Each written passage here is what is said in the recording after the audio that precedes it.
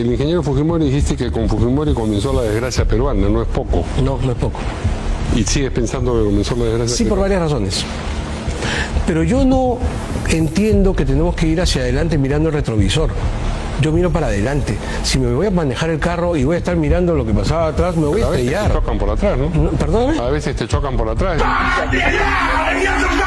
Digo, el respeto Pero por está ahí una por cosa, algo. escúchame, yo chequeo, tú manejas, yo Sí. chequeo retrovisor para que no me Sí, chequen, claro. pero miro para adelante. Sí. Yo miro para adelante. Pero Y creo, chequear compromete la mirada también, ¿no? no, pero es una chequeada, no Cuando es, no es- chequea con el tacto, ¿no? Bueno, Miguel.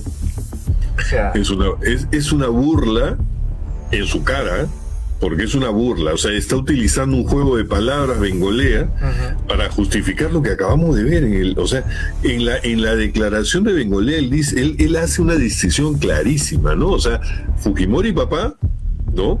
Hundió al país, pero no solo el papá. También Keiko Fujimori cuando logró 73 congresistas y destrozó el país. Sí. Eso es lo que dice. Y ahora se desdice por completo. ya. No, Increíble, ¿no? Increíble realmente. como dice, para no creer. Para no creer. Ahora, Bengolea no es santo de la devoción de sectores de la derecha también, ¿ah? No, O sea, hay no. gente que está cuestionando a él y a Rafael Belaúnde Llosa por haber sido incluidos en el gabinete, en ese primer gabinete de Keiko Fujimori. Claro.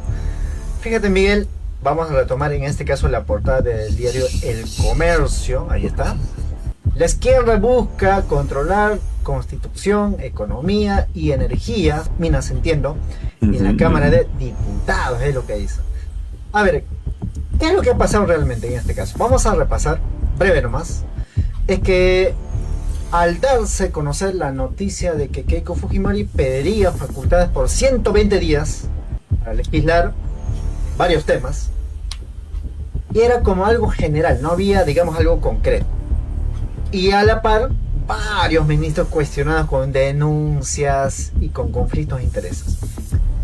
En ese contexto, las bancadas de oposición han preguntado qué es lo que realmente quiere Keiko Fujimori. Ahí está, incluso el diario La República dice: bancadas de oposición exigen propuestas concretas en el pedido de facultades de Fujimori. Eso, entiendo, que les hizo pisar tierra a los de Fujimori, porque tienen una prensa que te dice todo bien, bravo, y no hay ningún tipo de crítica. Te lleva a un terreno donde cuando te piden algo concreto, no sabes qué hacer, y no saben qué hacer finalmente.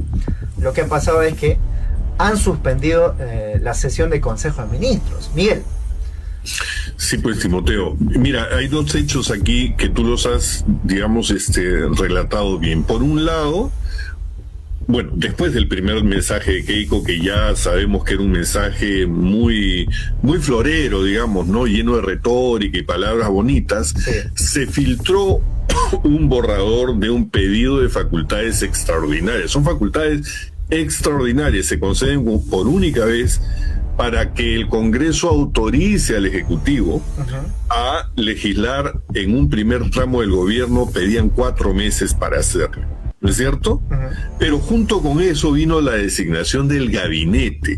Entonces acá tenemos dos cosas: los cuestionamientos al gabinete elegido y, por otro lado, el contenido de ese primer paquete de medidas que se estaba pidiendo de manera extraordinaria al Congreso, ¿no? Entonces se mezclan las dos cosas, pues, ¿no? Y bueno, primero dicen de que se va a convocar a sesión de Consejo de Ministros y después suspenden la sesión donde en teoría iban a evaluar el pedido de facultades, es decir, de ese borrador iban a confirmar, ¿no?, qué medidas se quedaban y qué medidas finalmente se engavetaban, se archivaban y no iban más. Pero han suspendido porque parece que hay una discrepancia al interior del Ejecutivo. Contradicciones, Es decir, finalmente. exacto, contradicciones, que el tema que los feriados sí, que los feriados no. Comenzaron a evaluar también la respuesta de la CAE, la respuesta de la gente y de los opinantes independientes sobre las leyes que iban a flexibilizar, por ejemplo, las cuestiones de despido, lo de la CTS, etcétera, etcétera. y aparentemente han reculado, ¿no? Aparentemente han entrado en conflicto, han entrado en trompo y han suspendido una sesión de ministros que supuestamente tenía que tener el afinamiento de ese documento, ¿no? Eso es lo que ha pasado prácticamente. Y justamente es lo que dio a conocer en este caso Alberto Bengolea, ¿no? El burbujito que pues lo han suspendido porque no tenía nada que decir, o sea, no tienen qué es lo que quieren finalmente. Bien, pero en ese contexto también, como sabemos, Miguel, hemos dicho y vamos a repetir, donde Keiko Fujimori, dentro de sus ministros, ha convocado gente que tiene prontuariados, denuncias. Y ahí está. Incluso esto ha sido graficado por Carolyn. Ahí está, estamos viéndolo. No sé si podemos darle un vistazo, Miguelón. Ahí está.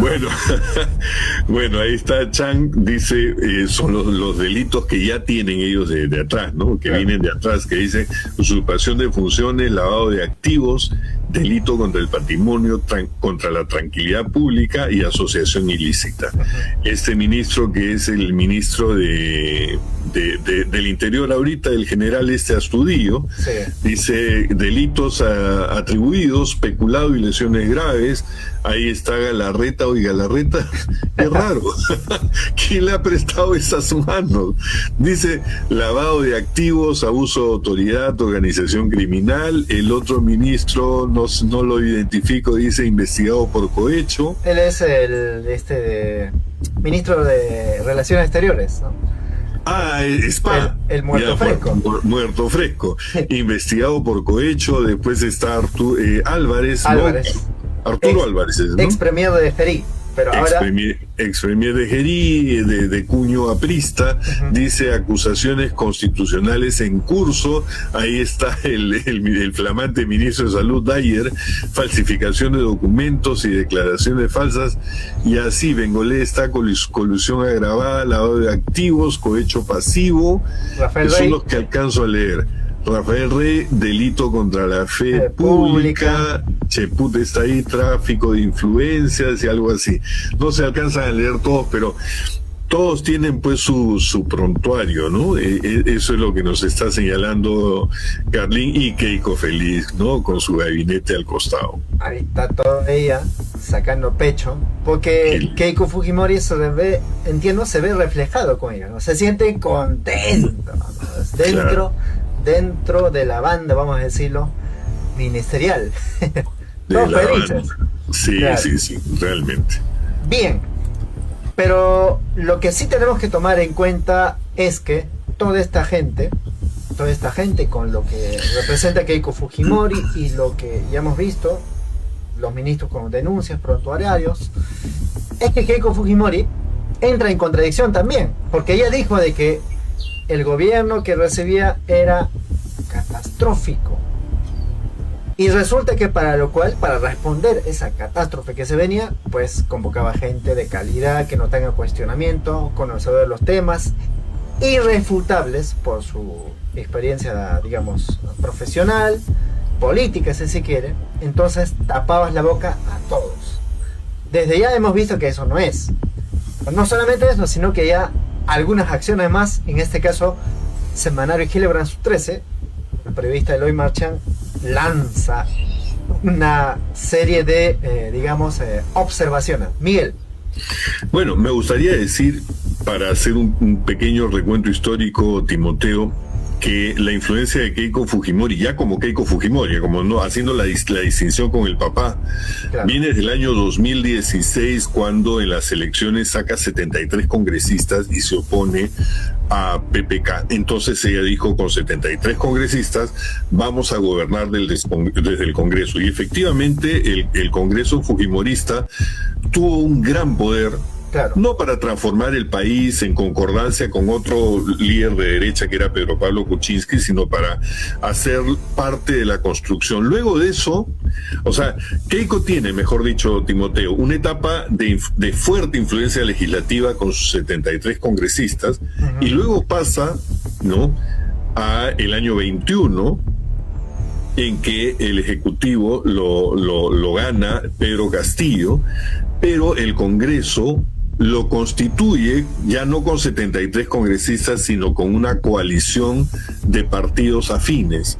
Entonces, en la primera etapa fue el poder legislativo único de Keiko con 73 congresistas, y en la segunda etapa es cuando se coaliga o se alía con otros partidos, y a eso le llaman el pacto mafioso, ¿no es cierto? Claro. Sin embargo, ese pacto mafioso, ¿no?, desestabilizó el gobierno de Castillo, que duró algo de año y medio o algo menos, no sé si fueron 14, 16 meses, y a partir de ahí Keiko prácticamente se hace el ejecutivo, porque es quien pone a los 3 presidentes que siguieron.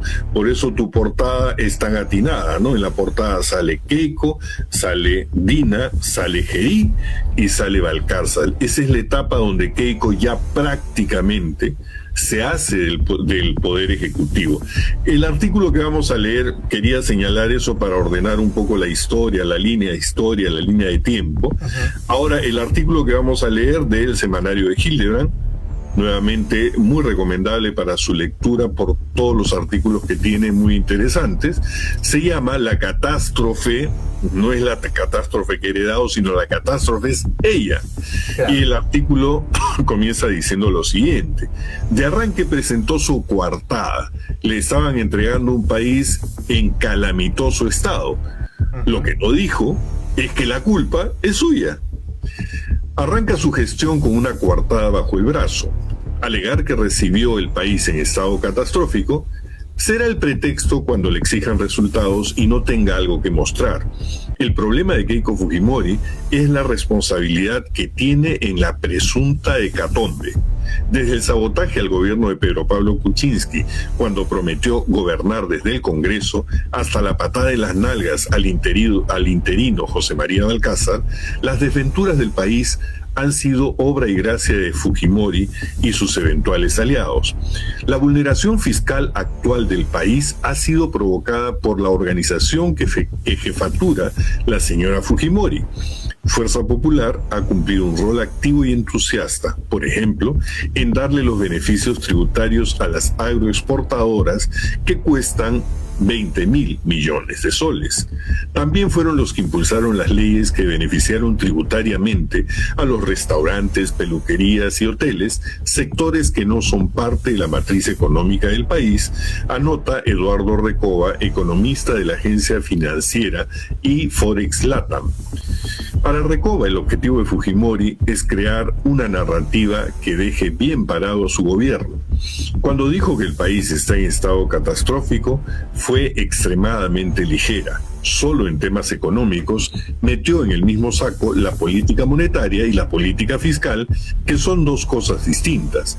Creo que ella suelta cosas porque no tiene argumentos ni experiencia en gestión pública.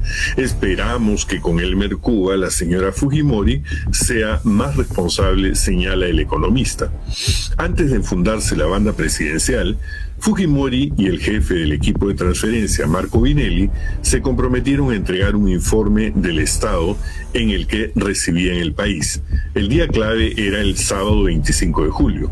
Al cierre de este reportaje no había ningún rastro del informe, y ahí se presenta un cuadro, ¿no?, donde muestran a lo largo de los periodos gubernamentales, dice, cuadro del Consejo Fiscal, señalando que el Congreso de Fujimori, Cerrón y Acuña dio 268 leyes que costaron a la caja fiscal 109.000 millones de soles, un récord difícil de igualar. Y ahí se nota claramente en el cuadro cómo lo que está marcado en rojo fueron las leyes que se impulsaron en los periodos que dicen de este último Congreso, donde se aprobaron una ley de despilfarro de farra fiscal. El artículo sigue diciendo: lo que hizo la señora Fujimori es una lavada de manos. Ella y su partido han sido actores en primera línea de la situación en la que está el país. En el 2016 se dedicaron a destruir el gobierno de PPK, y lo que ocurrió en el 2021 en adelante, sobre todo con Boluarte, fue entera responsabilidad de ella y sus aliados, dice Flor Pablo, exministra de Educación y congresista. Si Keiko Fujimori quiere empezar bien su gobierno, añade, primero debe hacerse cargo de los destrozos de su bancada. Hizo tantos que da que pensar que nunca quiso gobernar. El sello de Fuerza Popular está en el desequilibrio de poderes, en las millonarias exoneraciones tributarias a las agroexportadoras y en el hecho de que las víctimas de las masacres no encuentran justicia. 3 de las 14 páginas que tenía el mensaje a la nación de Fujimori están dedicadas al presunto descalabro del Perú. Dijo que recibía un país marcado por el abandono, un Estado debilitado por la improvisación y un Estado a la deriva por la carencia de una gestión estratégica. Y ejemplificó la catástrofe recordando que el Perú tiene la mayor desigualdad de ingresos en toda América Latina. Omitió mencionar la política fiscal impuesta a punta de leyes por Fuerza Popular y sus satélites parlamentarios. Fueron en total 268 leyes con impacto fiscal adverso, según los especialistas en materia económica, sumando gastos extraordinarios y restando exoneraciones tributarias. El golpe en recaudación significó 109.600 millones de soles, equivalente al 9.1% del PBI. En julio del 2024, Fuerza Popular en Mancha votó a favor de la ley que entrega una bonificación por preparación de clases a los profesores y que costó al fisco 40.500 millones de soles. La fujimorista Rosángela Barbarán, como presidenta de la Comisión de Economía, defendió la ley para entregar un bono de reconocimiento a los afiliados a la ONP, que significó un desembolso de 6.380 millones de soles. La gastadera contó con la bendición del Tribunal Constitucional. Los tribunos que le deben el puesto al Congreso metieron pata de cabra al candado del artículo 79, que impedía al Parlamento promover leyes que implicaran gasto al Estado. Ahora que Fujimori se instaló en Palacio, el TC ha repuesto el candado. En el mensaje a la nación, Fujimori mencionó 15 obras bandera que se comprometió a ejecutar durante su gobierno. Solo 10 de ellas, 4 aún no tienen estudios técnicos, línea 5 y 6 del Metro de Lima y los metros de Trujillo, Piura y Arequipa, suman 76.900 millones de soles. Si el país está hecho un caos, ¿cuántos ministros censuró el fujimorismo? Solo 3 desde diciembre del 2022, en que Dina llegó al poder. Los ministros del Interior, Vicente Romero y Juan José Santibáñez, se fueron en medio de escándalos por la inseguridad ciudadana. Rómulo Mucho se fue por la presión de los mineros informales e ilegales. La señora Fujimori no puede decir que hereda un país inseguro, sino el que ella construyó con sus aliados. Lo que corresponde, por lo tanto, es un mea culpa y, sobre la base de ello, corregir la legislación favorable al crimen que armó su bancada, dice Víctor Manuel Quinteros, especialista en seguridad ciudadana y profesor de la Universidad Católica. Para Quinteros, Fujimori debe rectificar el escenario caótico que impulsaron el fujimorismo y sus aliados en el Parlamento anterior. Algunas de esas normas son la llamada Ley Soto, que acortó el plazo de prescripción de los delitos, la ley que impide a la policía incautar equipos de la minería ilegal, la que restringe la colaboración eficaz, la que condiciona la tipificación de organización criminal y la que debilita los allanamientos. Pero lo cierto es que Keiko Fujimori ha desbaratado su propia coartada el 28 de julio en la tarde al nombrar a 3 ministros con cargos protagónicos en las últimas gestiones. El ministro de Justicia, Ernesto Álvarez, fue premier durante los 4 meses del mandato de José Gerí entre octubre del 2025 y febrero del 2026. César Astudillo, ministro del Interior y nuevo zar de la lucha contra la inseguridad ciudadana, fue comandante general del Ejército primero y luego jefe del Comando Conjunto de las Fuerzas Armadas entre el 2017 y el 2021. Astudillo afrontó 5 estados de emergencia sin resultados de los que presumir en su foja de servicio. Juan Carlos Requejo, flamante ministro de la Producción, ha desfilado por varios entes estatales desde el 2020. Fue jefe de SUNAFIL, viceministro de Trabajo, gerente central de Senami y recientemente viceministro de MIPE e Industrial. El hoy senador fujimorista, José Arista, fue entre febrero del 2024 y enero del 2025 ministro de Economía de Dina Boluarte. Arista fue quien abrió el candado para el aumento de las pensiones a militares y policías, medida que costará al fisco 23.000 millones de soles. El artículo termina diciendo: decir que recibe un país catastrófico es una narrativa de victimización para venderse como buena y no asumir su responsabilidad. Todos los peruanos hemos visto lo que la señora Fujimori, su bancada y aliados han hecho en los últimos 10 años. No me lo están contando, yo lo vi como ministra y congresista. Ella ahora dice que busca la reconciliación, pero primero debe hacer un mea culpa, dice Flor Pablo. Muy bien, este artículo yo creo que nos pone pies en la realidad, nos hace revisar la historia reciente y hace que no tengamos ninguna duda de que el titular de Eloy Marchán es completamente cierto y real. Dice, la catástrofe es ella, la propia Keiko Fujimori. Timoteo.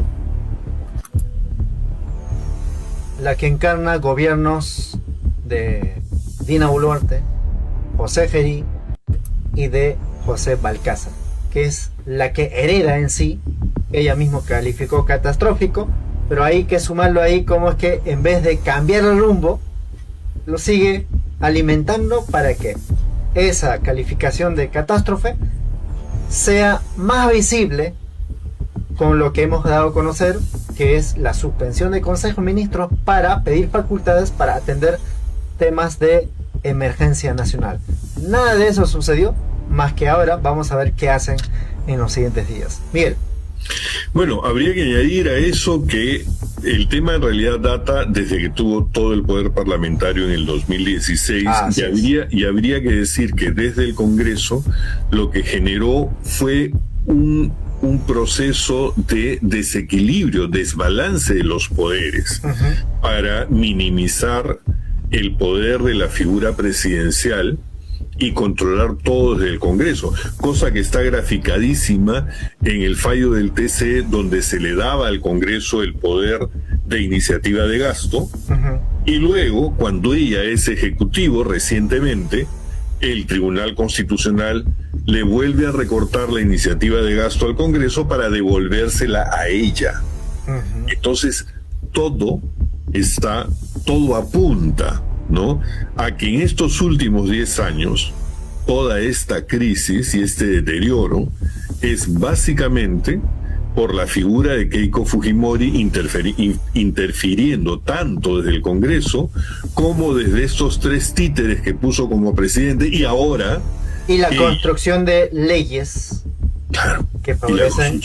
Por ejemplo, acá dice, ¿no, Timoteo? No se olviden de la ley antiforestal. Por supuesto que sí. Es parte del paquete de leyes calificadas como leyes pro crimen, que va a facilitar a la minería ilegal, a organizaciones criminales, a líderes políticos que están siendo acusados por temas de organización criminal de blindarse, y eso favorecer también a pequeños, digamos, delincuentes. Miguel. Bueno, ahí está, la catástrofe es ella. Ya no hay otra. No hay otra cosa. Pero pero aquí viene otro informe. Si hemos visto los grandes medios de comunicación aplaudir como foca todo lo que puede hacer Keiko Fujimori, si se lanza al suelo, bravo, ¿no? Está haciendo una, digamos, yo qué sé, pues, ¿no?, una demostración de artes, ¿no? Pero existen medios donde también alcanzan destapes, o al menos es lo que remarca en este caso el ojo público. Hay en el tweet, vamos viendo qué es lo que dice, y seguramente Miguel también nos va a ayudar a comprender mejor. A ver, dice lo siguiente, ¿no? Exclusivo, dice: 6 ministros del gabinete ministerial de Keiko Fujimori tienen vínculos con empresas que operan en sectores relacionados a sus carteras, como por ejemplo en minería, inmobiliario, construcción, turismo, educación, agroindustria. Hay un informe, Miguel. Bueno, sí, hay un informe precisamente de Ojo Público que vamos a leer y que nos dice lo siguiente. Dice: hoy vamos a analizar una investigación que ha generado amplio debate en el escenario político peruano. Se trata del reportaje publicado por Ojo Público sobre los vínculos empresariales de varios integrantes del gabinete de la presidenta Keiko Fujimori. La investigación sostiene que de los ministros encargados de dirigir sectores estratégicos del país, al menos 6 tienen antecedentes como empresarios, accionistas, representantes o consultores en las mismas actividades económicas que ahora deberán regular desde el Estado.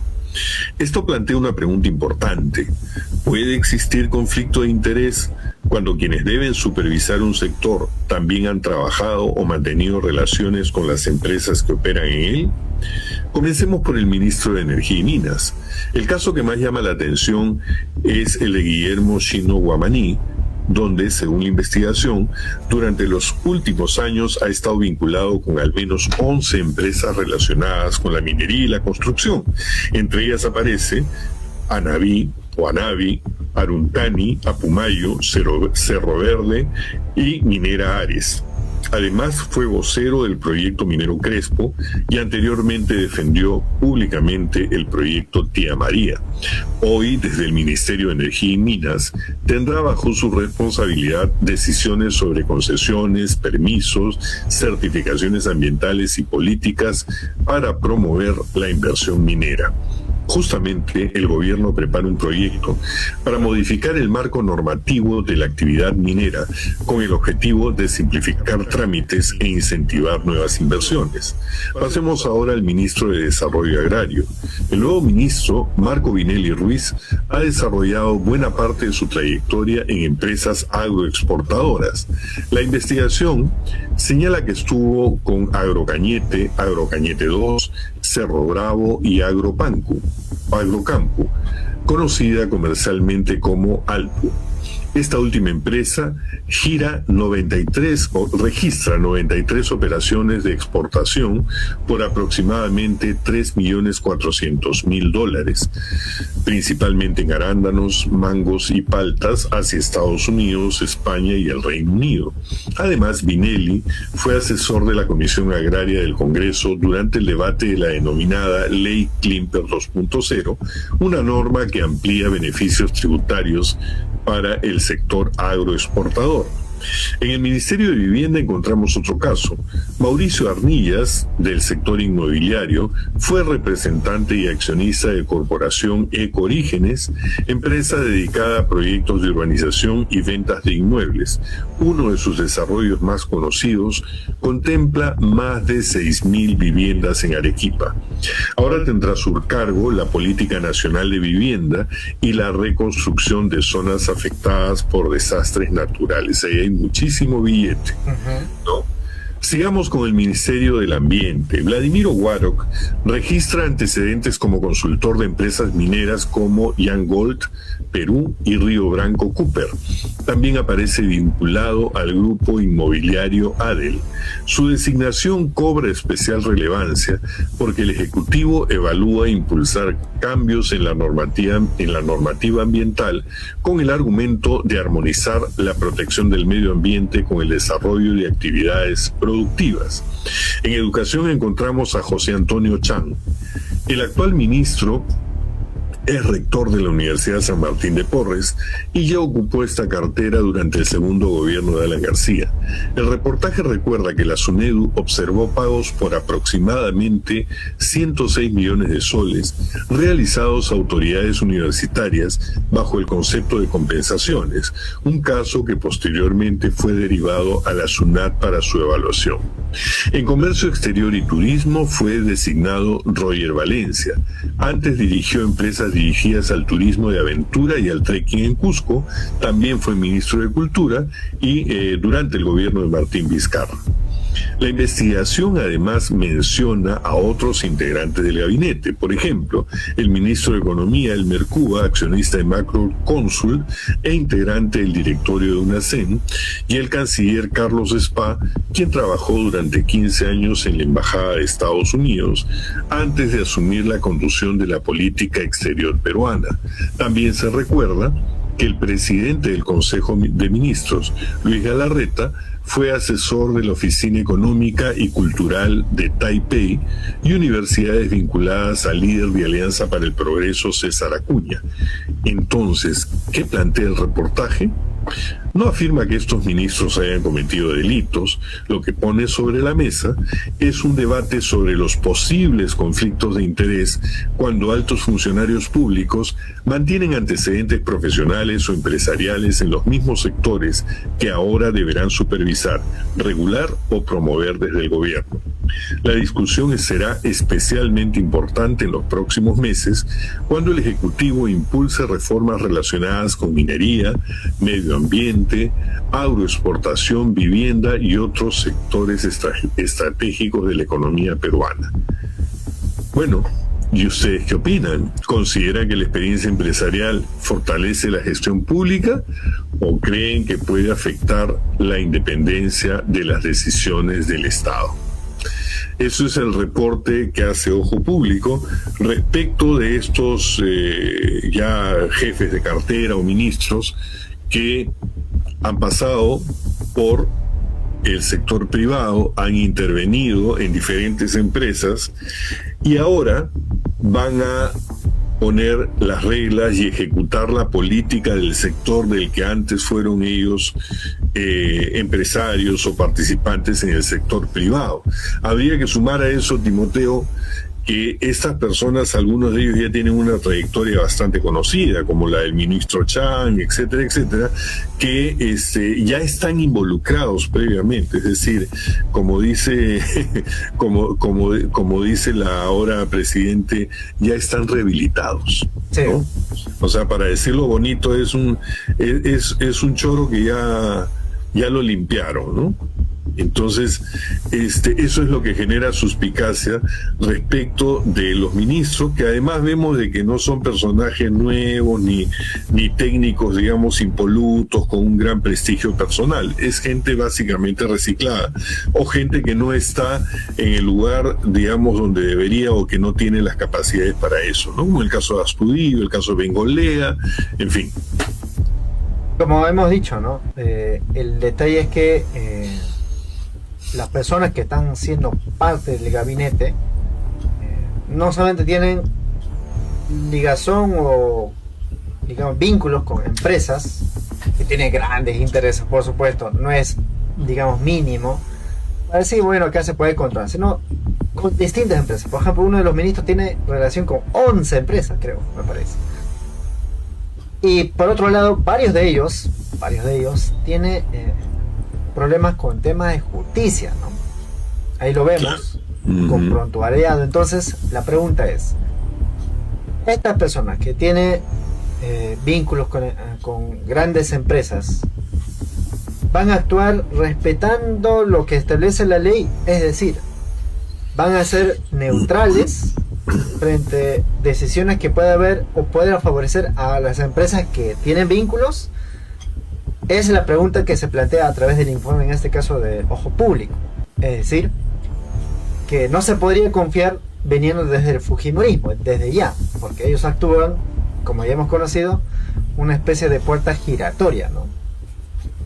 Bien. Es eso sin decir, yéndonos un poco más atrás, que este no es un gobierno que plantee grandes cambios, ni innovación tecnológica, ni que se caracterice porque haya tenido un discurso durante la campaña por ser un gobierno, digamos, pro cuidado del medio ambiente, ¿no? Sino que aparentemente es un gobierno que alienta la libre empresa, la inversión, el liberalismo económico, sin respetar ¿no? Los recursos económicos y los recursos naturales. Claro. Entonces vemos por un lado dispendio y por otro lado vemos un ataque al medio ambiente que está en ciernes, porque además en la propuesta de pedido de facultades se están liberalizando, se buscan liberar o flexibilizar los trámites de permisos, licencias, prácticamente anular la consulta popular, ¿no? Para que estas empresas simplemente entren a operar,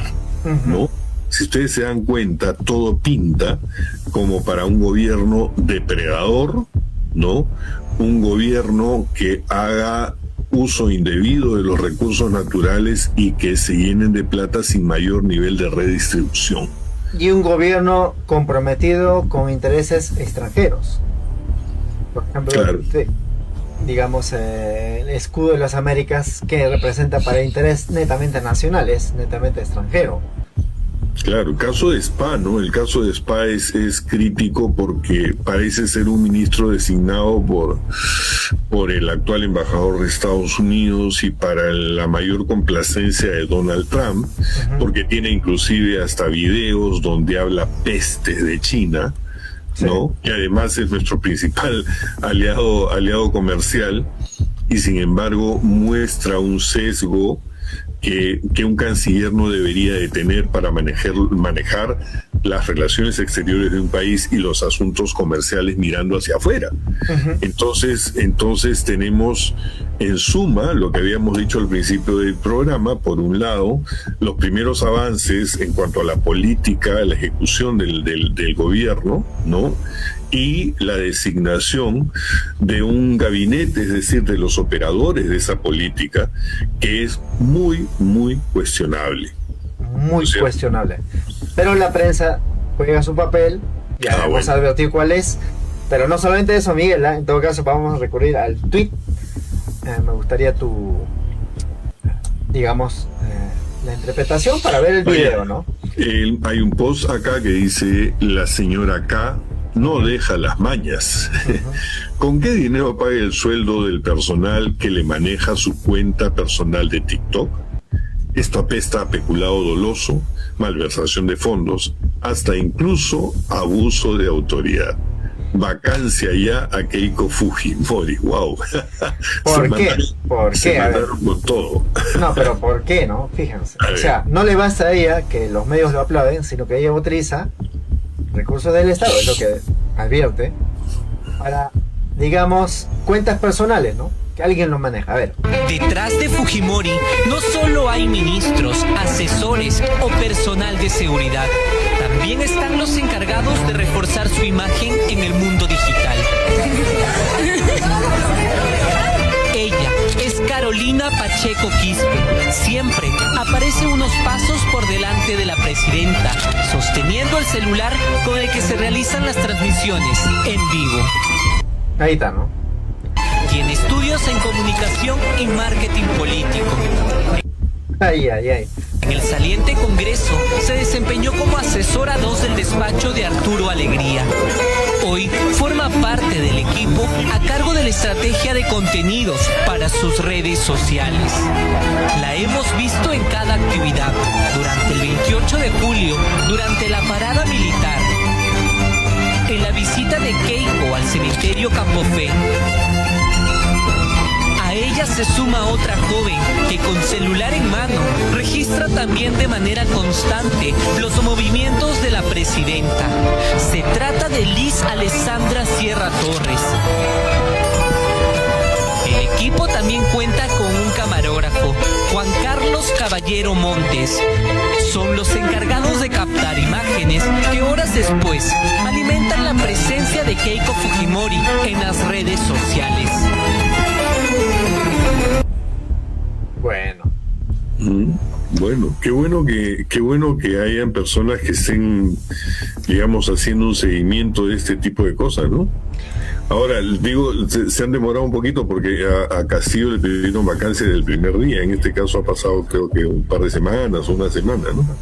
Justamente, varias personas se preguntan, ¿ya Adriana Tudela ya estará pidiendo vacancia a Keiko? Claro, ¿te acuerdas? O sea, Claro. a Castillo desde el primer día, váquenlo ya, ¿no? Vacancia, ya. Vacancia, Patricia Chirino. Patricia Chirino.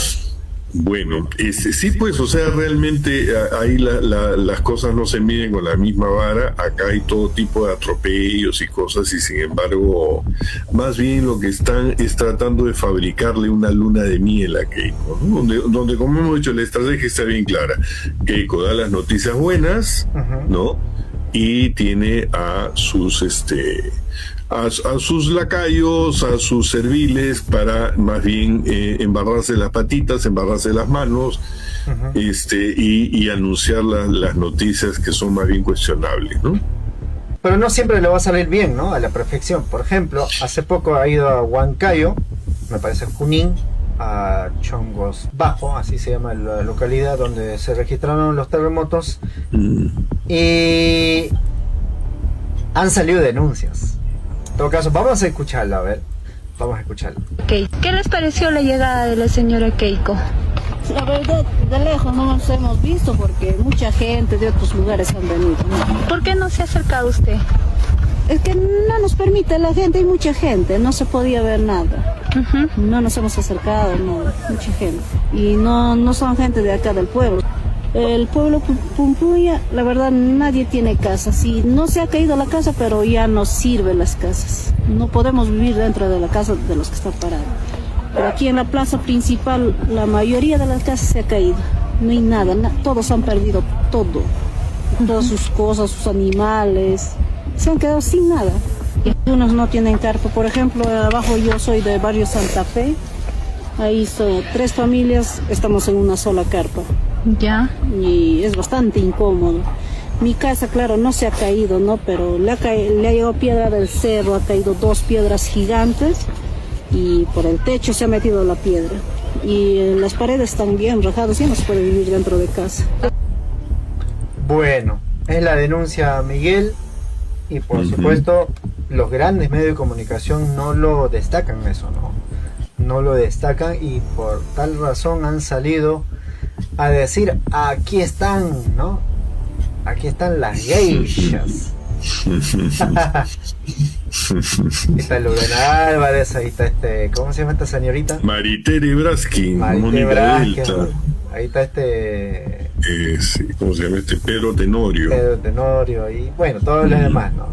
Las geishas de Latina, que por supuesto, si revisan su canal de YouTube, están de atrás de Keiko minuto a minuto, hacen transmisiones, se fueron en el avión presidencial. Si eso hubiera pasado con Pedro Castillo, olvídense, ¿no? Vacancia ya.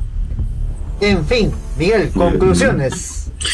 Nada, Timo, yo creo que el material de hoy día está muy interesante porque estamos viendo los primeros pasos de un gobierno que se presumía un gobierno muy técnico, un gobierno con experiencia, un gobierno, digamos, que ya había tenido primero desde el Parlamento y luego en el manejo de estos 3 últimos presidentes, ¿no? Muy metido, pero bueno, vemos de que cuando nos presentan el gabinete ministerial, vemos más de lo mismo, vemos los mismos ministros reciclados, ministros además prontuariados rehabilitados, ¿no? Entre comillas, pero en realidad son ministros que siguen haciendo agua, como las últimas declaraciones de Rafael Rey respecto del accidente ese de la avioneta, ¿no? O sea, claro, ya no era el Pisco 7.9 que sacó en el año 2007, en la época del terremoto en Ica y Pisco, sino ahora se fue un poquito más cerca a Nazca, nomás para decir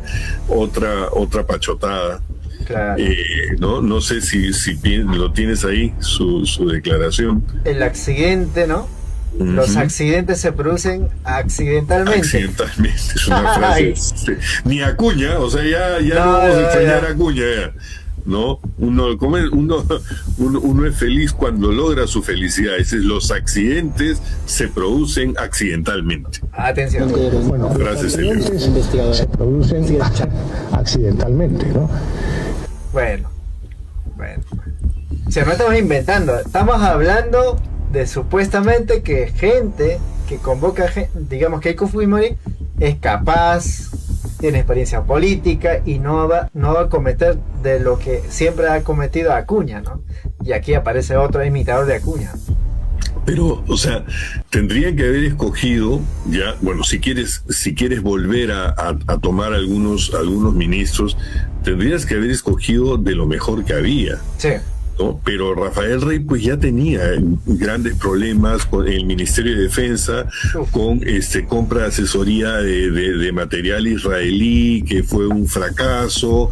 Ochan, ¿no? compra de tablets, sobreprecio. Entonces has elegido no a los mejores, sino a los que te han dado mayor influencia.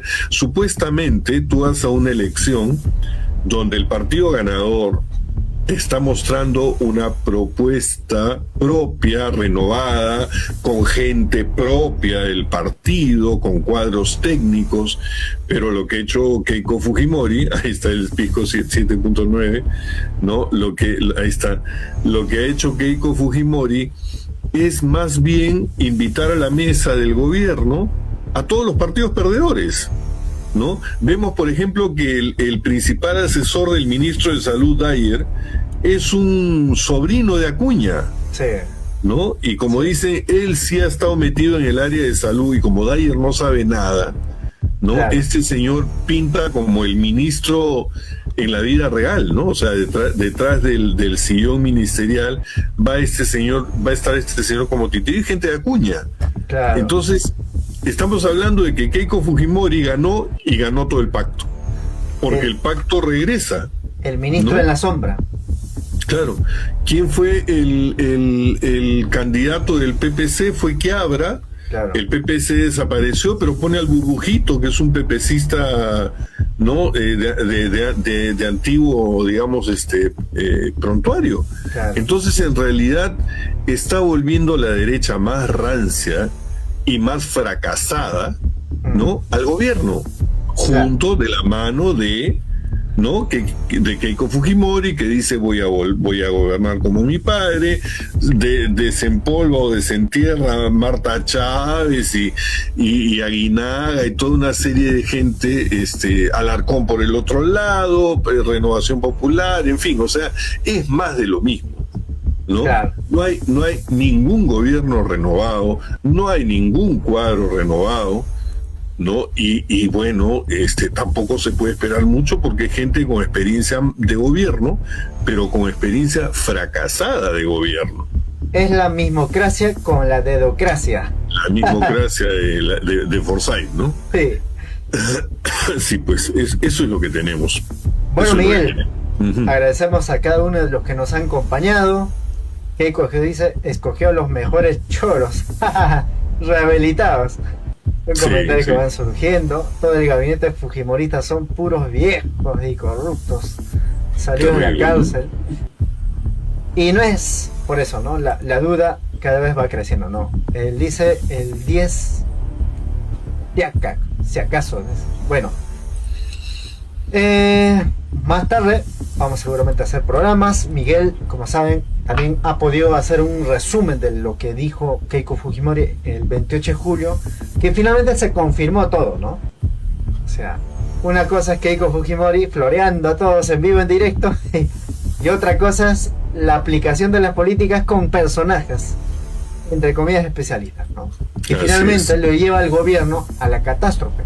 Sería bueno el gobierno en sí, pero el problema es que cuando ya lo vertió, en este caso Manuel de Hildebrand, me recuerdo bien, Manuel Quispe, no, Rosales, ¿de qué? Manuel Velasco, no me acuerdo bien, donde dice, oiga, Keiko Fujimori nunca va a apostar que le vaya bien al Perú. Si es que va bien al Perú. Juan Manuel Robles es el periodista, ya me acordé, sí, claro. Si es que le va bien al Perú, Keiko Fujimori le va mal. Y así eso es, no quiere No, y el último artículo también tenía un título muy interesante que decía vuelven los viejos tiempos. ¿No? O sea, el artículo hablaba justamente de cómo se están reciclando a todos estos personajes que ahora están, ¿no?, Claro.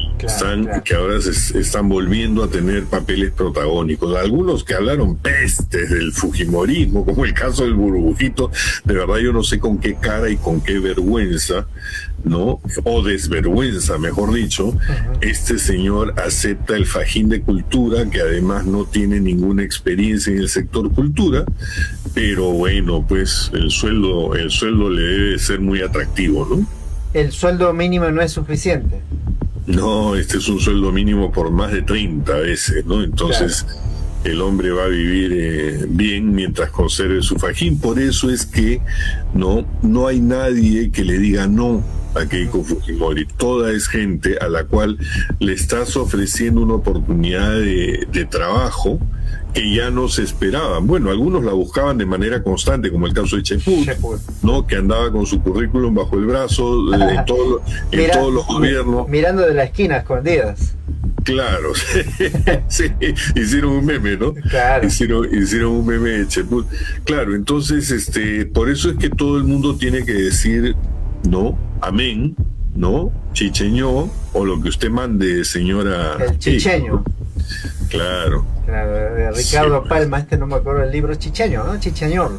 Chicheño, sí, es una frase muy usada, claro, ¿no? De este tipo de funcionarios que en realidad está por un sueldo, no tiene un prestigio personal, no tiene una trayectoria, digamos, política y moral consistente, sino toda gente que viene de la época de Manuel Merino, que viene el primer ministro de Gerí, Ernesto Álvarez, exaprista, o sea, en fin, ya creo que hemos dado una conveniente repasada o repaso por los antecedentes de estos personajes, ¿no? Entonces hay que saber qué es lo que se viene y seguir compartiendo la información, Timoteo.